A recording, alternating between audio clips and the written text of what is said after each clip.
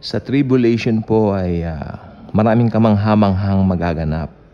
By that time, na-rapture na po ang church. Tayo po ay nasa heaven na.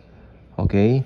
Pero, after 7 years, tayo ay babalik dito. Hulaan niyo kung sino kasama natin. Si Jesus Christ. Mangunguna si Jesus Christ sa atin. Yun na po yung second coming ni Jesus Christ, ni Lord Jesus Christ. At tayo po yung armies of heaven na tinatawag niya. Tayo po yung nasa likod po niya.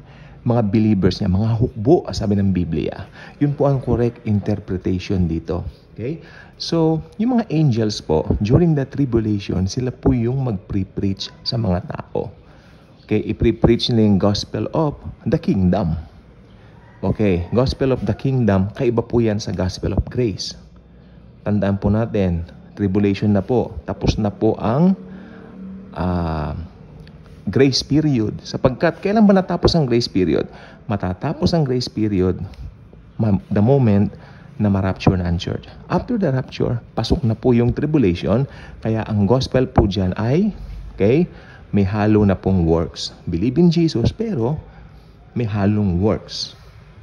Yan ang ipapangaral ng mga angels. Bukod po sa mga angels, yung dalawang witness na pinapaniwalaan ng majority, ito po ay si Moses at saka si Elijah. Sila po ay mabubuhay muli para yung sila yung maging 2 witnesses. Okay?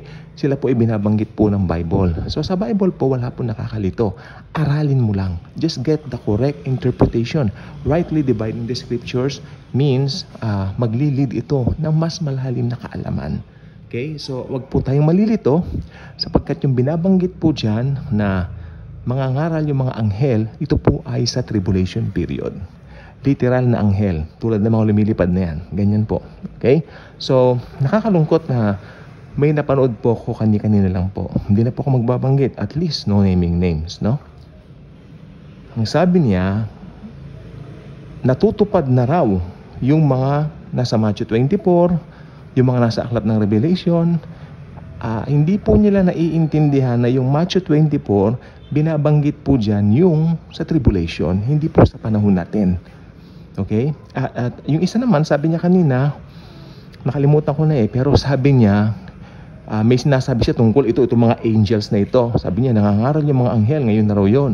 Yung mga angels daw, believers. No. Nope. Dahil ang mga believers, na-rapture na po during that time. Dahil halatadong they don't divide the scriptures properly, kaya nagkakandali tulito po sila. Kanda mali-mali yung interpretation nila at kawaboy yung mga nakikinig sa kanila. Actually, pinaniniwalaan nung nagsabi kanina na para magtatatak na raw yung beast. Paano po yan? Nasaan po yung halimaw? Magtatatak, sabi mo, nasaan yung Antichrist? Siya po yung halimaw. Nasaan po siya? May nabalitaan kayo? Wala. Ay, iyan po yan ang problema natin ngayon. Malaking problema yan dahil banat ka ng banat, scripture ka mo, and yet, nasaan nga? I mean, hindi nagkakatugma-tugma yung nasa Bible. If you rightly divide the scriptures, makikita mo roon, hindi kontradik ang Biblia. Talagang aralin mo lang siya. Mag-aral kang mabuti. Okay? Pinagmamalaki nila, galing sila sa Bible school. And nothing against Bible school. Ang dami kong pinuntahan Bible school, ang dami kong diploma, sinasabi ko po sa inyo. But, yung mga natutunan ko po ng sariling pag-aaral through the help of the Holy Spirit, hindi ko po nakamtan dun sa mga diploma na yan. Okay? Pero marami akong natutunan po sa kanila. Okay? Actually, bago po mag-strike ang pandemic, nakapag-Bible school po ako at sabi, tinanong nga po ako nung Koreano, no? Magbanggit na po, Koreano po siya.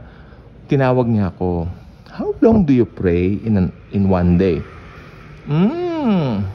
For me, it doesn't matter how long you pray. I told him, no? Sabi ko, just feel His presence and talk to Him as you would to a friend. Oh, no. Sabi niya gano'n, bigla nagtaas ang boss niya. Kakain na kami tanghalian noon. Me, I pray 6 hours a day. Sabi niya, pinagbubos niya pagpapray niya. Pastor yan, ha? Pastor yan, maniwala kayo sa akin. Wow, kako. Oh yeah, that's amazing. Kako, oh, of course, sabi niya. So, napansin niyo po, ano yung pinagmamalaki niya? Yung gawa niya, di ba? To please God. wherein wala akong natutunan doon. Then sa mga ang tawag dito, sa mga tinuturo nila na kung ano-ano, kasi sabog-sabog yung tinuturo nila eh. Sasabog talaga ang utak mo kasi mali-mali. Minsan pinaghahalo niya yung New Testament, Old Testament na paghalo-halo. And nakakaintindi na rin ako that time ng rightly dividing eh. So sabi ko, oops, this is wrong. Then I decided not to go. Nag-strike yung COVID. March po yun, 2020. Nag-strike yung COVID. Lahat, lockdown, lahat yan, tigil. Sabi ko, Lord, wow, grabe ka, Panginoon nga ako. Thank you, Jesus. At least, hindi na ako nagpaalam ng mga... ewan ko, parang ngayon yata, hindi nila pinagpatuloy. I don't know, hindi na po natuloy. Hindi na sila bumalik dito, yung Koreano. Parang ganon. Pero ang nakita po natin dito, tignan po ninyo. Okay? Posibleng pumapasok ka sa mga Bible schools na yan. I'm not against Bible schools. I love Bible schools. Marami kang matutunan. Pero sometimes, may mga matatagpuan kang iba yung turo. Okay? At ang isa pang requirement nila, bukod doon, ay dapat din daw, lagi kang nagbabasa ng Biblia. I mean, yung ayon sa rules nila. Meron daw time, parang ganon. Ginawa mo namang set of rules and regulations ako sa isip ko. I mean, that's not, as a Christian believer, grace believer, natutuwa lang po akong pumunta ron kasi during that time, wala naman po akong ginagawa. So, punta-punta po ako doon. Pero, yun nangyari, sabi ko, I will stop coming. Then, nag-strike po yung COVID. O, yun po. Okay, mabalik po tayo sa topic. So, ang mga ngaral po sa tribulation ay mga angels. Dala nila ang gospel of the kingdom. Okay? Yan po yung maririnig ng mga tao. Kaya sabi ko nga po, during that tribulation, and great tribulation most especially, maraming mabuborn again. Hindi po sila yung mga naiwan sa rapture. I mean, talagang ano po yan. Kasi may naniniwala may Kristiyanong maiiwan. No, lahat ng Kristiyano papasalangit. Lahat ng Kristiyano irarapture Jesus Christ. Walang iwanan, walang maiiwan. Okay? Ngayon, yung mga naiwan dyan, di ba mga unbelievers, mula doon may maboborn again. Dahil sa pangangaral ng mga anghel, ng mga angels na yan.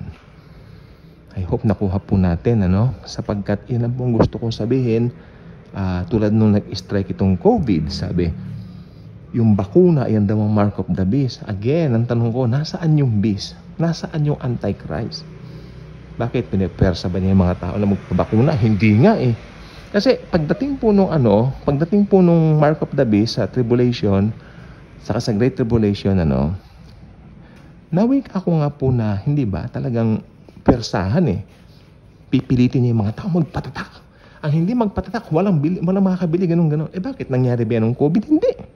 Ang mga tao nga ang pumipila sa mga malls para mabakunaan eh, kasi natatakot sila sa sakit. It's another story. At I believe yung bakuna from the bottom of my heart, it comes from the Lord. It comes from Jesus, sa kabutihan niya. Para iligtas naman tayo dun sa karamdaman na yan. And I thank Jesus dahil tapos na po yung COVID na yan. Ang hirap po yan. Mahirap ma-COVID, naranasan ko.